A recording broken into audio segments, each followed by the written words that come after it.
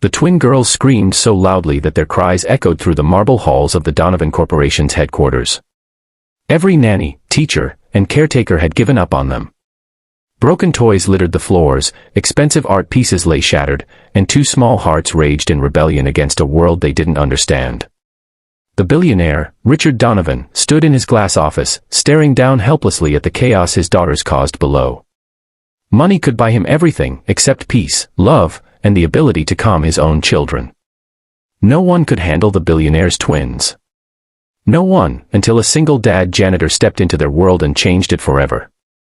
Backhand index pointing right if you believe in kindness, second chances, and stories that touch the heart. Please like, comment, share, and subscribe to Kindness Thread. Your support helps spread hope one story at a time. Jason Reed had never imagined his life would end up like this, mopping the floors of a skyscraper that symbolized everything he had lost. Once, he had dreams of starting his own business, of giving his late wife and daughter a better life. But cancer had taken his wife too soon, and the bills had drowned him faster than grief ever could. Now, he worked nights as a janitor at Donovan Corporation, cleaning up after people who barely noticed he existed. He didn't complain. He just needed to provide for his little girl, Emma, the light of his life. Every night, he'd tuck her into bed before heading out to work, whispering a silent promise to make her proud someday. But fate has a strange way of noticing quiet people. One morning, when the company announced the billionaire's twins would start spending time at the office, after their latest caretaker quit in tears, Jason had no idea that his world was about to collide with theirs. Everyone whispered about the girls. Spoiled, unmanageable, heartless. They were only 5 years old, yet their tantrums could freeze entire boardrooms. Mr. Donovan, a widower since his wife's tragic passing 2 years earlier, had no time to care for them. He buried his pain under spreadsheets, meetings, and deadlines, believing that money could fill the void. But nothing could calm the storm in those little girls' hearts. One day, Jason was mopping the hallway outside the playroom when he heard soft sobs mixed with angry shouts. His instincts as a father kicked in. He peeked inside, and what he saw broke him. The twins, dressed in matching red dresses, sat on the floor surrounded by torn coloring books. Their new nanny stood helpless, tears in her own eyes. "I can't do this anymore," she cried, rushing out of the room. The door slammed, and silence fell, except for the quiet whimpers of the girls. Jason hesitated. This wasn't his business. He was just a janitor. But something deep within him refused to walk away. He knelt beside them, gently picking up a crayon. "You missed a spot," he said softly, filling in a corner of their drawing. The twins froze, unsure how to react. No one had ever spoken to them that way before, calm, patient, almost playful. Slowly, they edged closer, curious about this man in a janitor's uniform who didn't look afraid of them. One of them, Lily, handed him another crayon. The other, Lila, leaned against his arm. For the first time in months, they didn't scream. They drew. They smiled. They even laughed. That moment sparked something no one expected.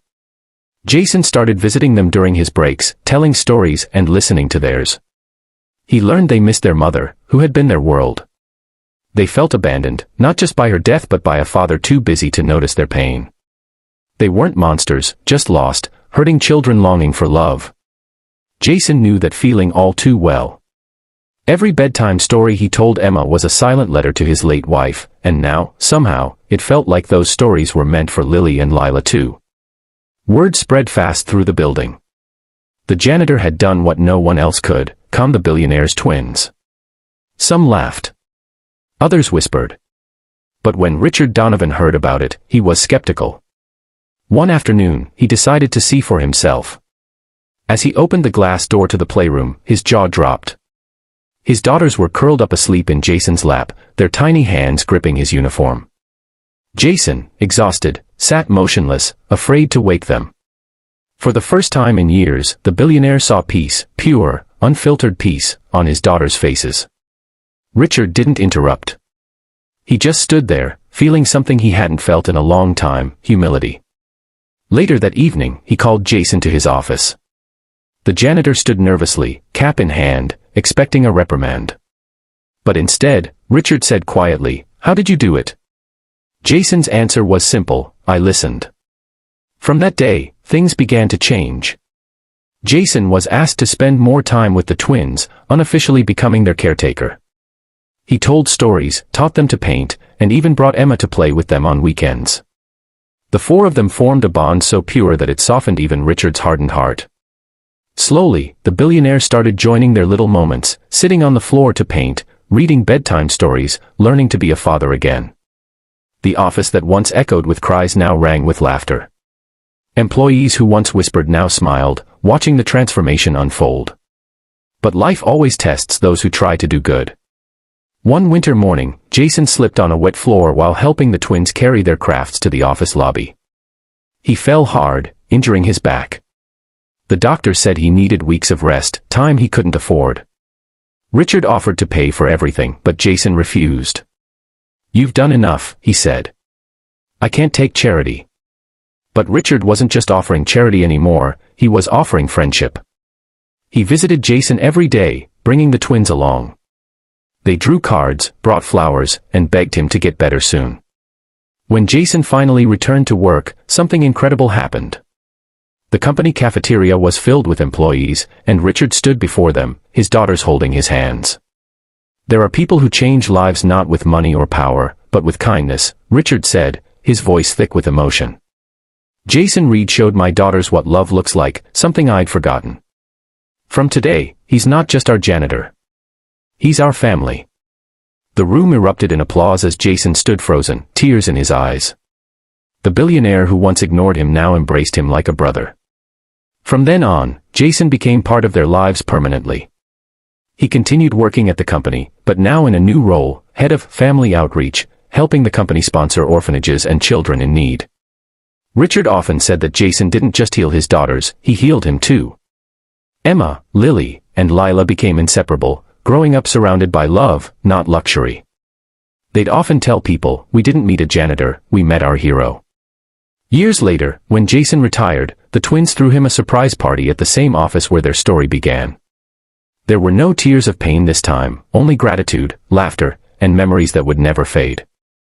Jason looked around at the faces, his daughter smiling proudly, the twins now young women, and Richard standing beside him, and he realized something profound. Sometimes, life doesn't reward you with riches, but with the kind of love that money could never buy. Sparkling Heart, if this story touched your heart, please don't forget to like, comment, share, and subscribe to Kindness Thread. Every click helps spread more stories of love, hope, and second chances. And before you go, speech balloon comment below, kindness changes everything.